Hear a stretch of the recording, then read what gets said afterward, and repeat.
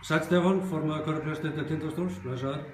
Hérna, ég var að velta fyrir mér, af hverju tafðist leikurinn svona í kvöld? Hvað gerðist með dómarnum? Herðu, það skeður bara það einfalt að þeir lenda í nokkra bíla árekstri hérna á Holtavörðuheiði og ég fæ símtal frá Hannesi, formanni KKÍ og hann er að athuga og láta mig vita hvernig málin standa og athuga hvort það sé jafnvel möguleiki að ná í það og ég náttúrulega bara settist út í bíl og fór bara og náði strákarna náttúrulega.